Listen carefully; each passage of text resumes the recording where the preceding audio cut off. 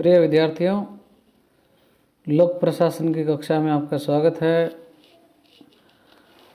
हम लोगों ने केंद्रीय कार्यपालिका के तहत, संघीय कार्यपालिका के तहत राष्ट्रपति व प्रधानमंत्री का अध्ययन कर लिया है। आज हम मंत्रिपरिषद व मंत्रिमंडल के बारे में अध्ययन करेंगे। जैसा कि हम लोग पढ़ चुके हैं कि भारत में संसदीय लोकतंत्रात्मक शासन व्यवस्था है और उसमें क्या है, कार्यपालिका की वास्तविक शक्तियां जो है प्रधानमंत्री के नेतृत्व में जो गठित होती है मंत्रिपरिषद, उसमें शामिल होती है। और भारत का संविधान का जो अनुच्छेद 74(1) जो है वो भी ये प्रावधान करता है कि राष्ट्रपति को उसके कार्यों के संचालन में सहायता और परामर्श देने के लिए क्या है, एक मंत्रिपरिषद अर्थात काउंसिल ऑफ मिनिस्टर्स होगी और उसका अध्यक्ष जो है वो प्रधानमंत्री होगा। तो इस प्रकार से क्या है, मंत्रिमंडल का प्रावधान किया गया है।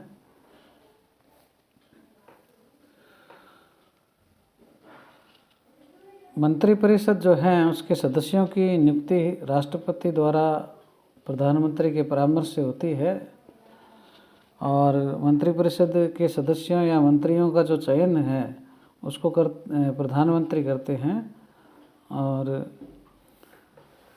मंत्रिपरिषद में मंत्रियों की जो संख्या है उसका क्या है, संविधान में जो है उल्लेख नहीं किया गया है, लेकिन 91वां जो संविधान संशोधन है उसके द्वारा क्या है, अब मंत्रियों की संख्या जो है उसको सीमित कर दिया गया है। और अब वो क्या है, जो लोकसभा की जो सीटें हैं उसका 15% है, उसके बराबर हो सकती है। अर्थात केंद्रीय मंत्रिपरिषद जो है उसमें अब क्या है, अधिकतम 79 सदस्य अर्थात 79 सदस्य हो सकते हैं। और ये जो कानून है वो राज्यों की मंत्रिपरिषद पर भी लागू है। मंत्रिपरिषद के जो सदस्य हैं ज़्यादातर लोकसभा से निर्वाचित होते हैं, सांसद, और कभी कभी राज्यसभा का जो सांसद है उसको भी क्या है, मंत्री बना दिया जाता है। और ऐसे व्यक्ति को भी मंत्री बना दिया जाता है जो किसी भी सदन का सदस्य नहीं होता। ऐसी स्थिति होने पर क्या है, जो वो व्यक्ति है जिसको मंत्री बनाया गया है उसको क्या है, 6 माह के भीतर क्या है, संसद के सदन की क्या है, सदस्यता लेनी होती है, चाहे वो लोकसभा की ले चाहे वो राज्यसभा की ले। इस प्रकार केंद्रीय मंत्रिपरिषद के जो मंत्री हैं उनकी जो मूलभूत योग्यताएं हैं वो वही हैं जो एक सांसद के लिए आवश्यक होती है। इसके पश्चात जो मंत्री हैं उसके प्रकारों के बारे में देख लेते हैं। 3 प्रकार के मंत्रियों की श्रेणियां हैं। एक तो है कैबिनेट मंत्री, दूसरा राज्य मंत्री और तीसरा है राज्य मंत्री, या जिसको हम उप मंत्री भी कहते हैं, स्वतंत्र प्रभार वाले।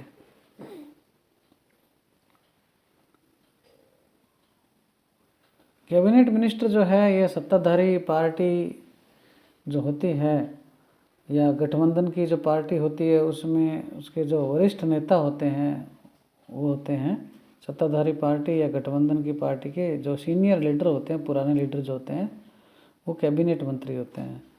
और यह केंद्र सरकार में जो महत्वपूर्ण विभाग होते हैं उनके प्रभारी होते हैं और शासन संबंधी जो महत्वपूर्ण निर्णय होते हैं वो लिए जाते हैं इनके द्वारा।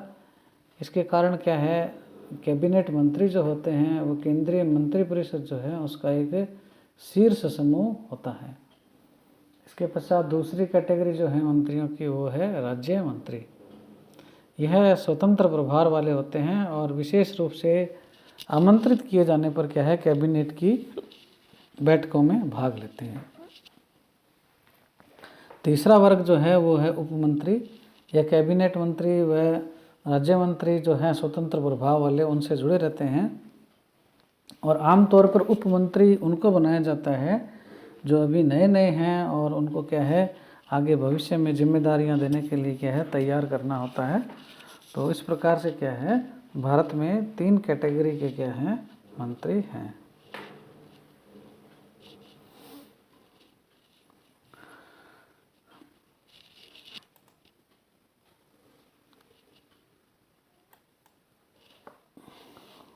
भारतीय संविधान की जो तीसरी अनुसूची है उसमें क्या है, मंत्रियों के लिए क्या है, पद व गोपनीयता की शपथ का उल्लेख किया गया है। और मंत्री पद की जो शपथ है उसका प्रारूप अलग है और गोपनीयता की जो शपथ है उसका प्रारूप अलग है। जो मंत्री पद की शपथ है वो क्या है, राष्ट्रपति के द्वारा मंत्रियों को दिलवाई जाती है और उस शपथ में यह उल्लेखित है कि वो इस प्रकार से प्रारूप है, मैं अमुक ईश्वर की शपथ लेता हूँ या सत्यनिष्ठा से प्रतिज्ञान करता हूँ कि मैं विधि द्वारा स्थापित भारत के संविधान के प्रति सच्ची श्रद्धा और निष्ठा रखूँगा। मैं संघ के मंत्री के रूप में अपने कर्तव्यों का श्रद्धापूर्वक और शुद्ध अंतःकरण से क्या है निर्वहन करूँगा तथा मैं भय या पक्षपात, अनुराग या द्वेष के बिना सभी प्रकार के लोगों के प्रति संविधान और विधि के अनुसार न्याय करूँगा। यह तो क्या है, शपथ का प्रारूप है। इसी प्रकार गोपनीयता की जो शपथ है वो अलग है, एक नहीं है, दोनों अलग अलग हैं। मैं अमुक ईश्वर की शपथ लेता हूँ, सत्यनिष्ठा से प्रतिज्ञान करता हूँ कि जो विषय संघ के मंत्री के रूप में मेरे विचार के लिए लाया जाएगा अथवा मुझे ज्ञात होगा उसे किसी व्यक्ति या व्यक्तियों को तब के सिवाय जब कि संघ में मंत्री के रूप में अपने कर्तव्यों के सम्यक निर्वहन के लिए ऐसा करना अपेक्षित हो, मैं प्रत्यक्ष या अप्रत्यक्ष रूप से प्रकट नहीं करूँगा। तो ये इस प्रकार से क्या है, गोपनीयता की शपथ है।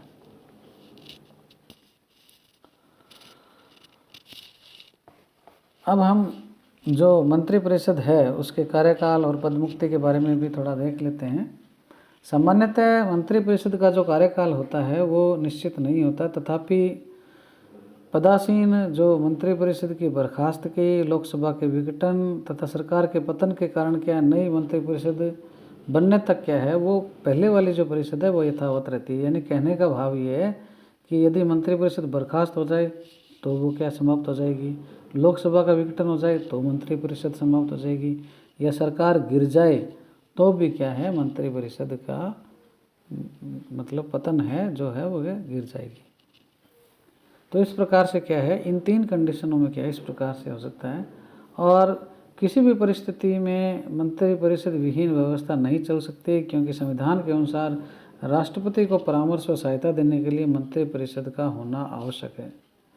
यदि कोई सरकार अल्पमत या अविश्वास के कारण गिर भी जाती है तो नई सरकार बनने तक पूर्व सरकार क्या है कार्य करती रहती है।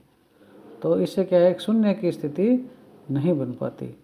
भारत में सन 2003 तक क्या है 26 अविश्वास प्रस्ताव विभिन्न सरकारों के विरुद्ध आ चुके हैं, किंतु एक बार भी क्या है अविश्वास प्रस्ताव के कारण सरकार नहीं गिरी।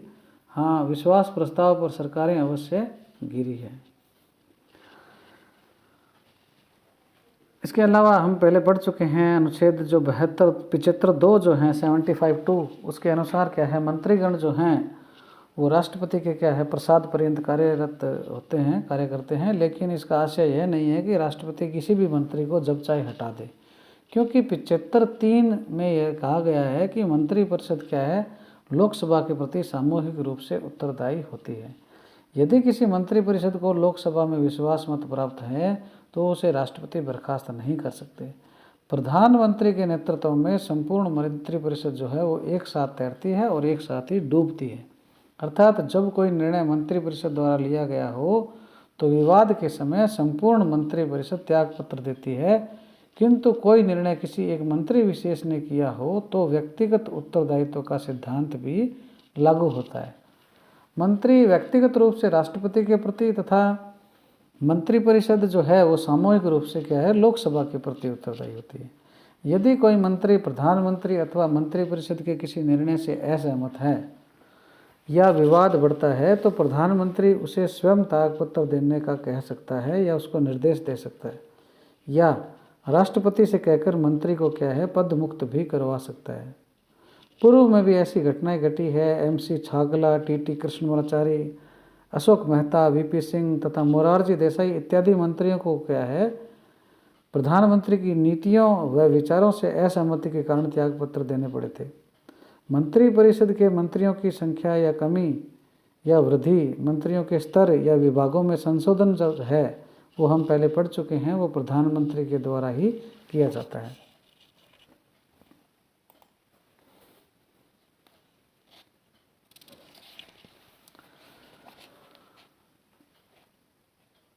आर्टिकल 74 में ये हम पढ़ चुके हैं, सलाह देने के लिए, सहायता के लिए मंत्रिपरिषद होती है।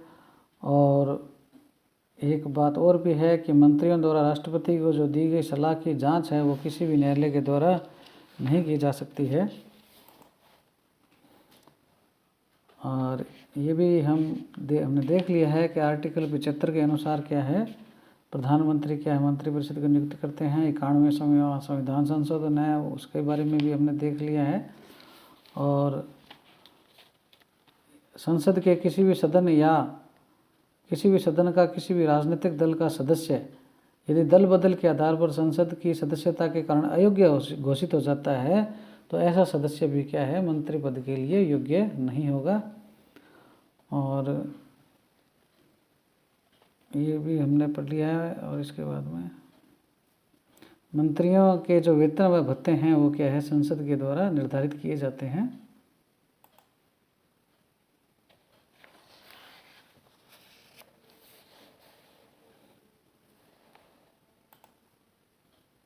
अब हम देखते हैं मंत्रिपरिषद की भूमिका और कार्य के बारे में।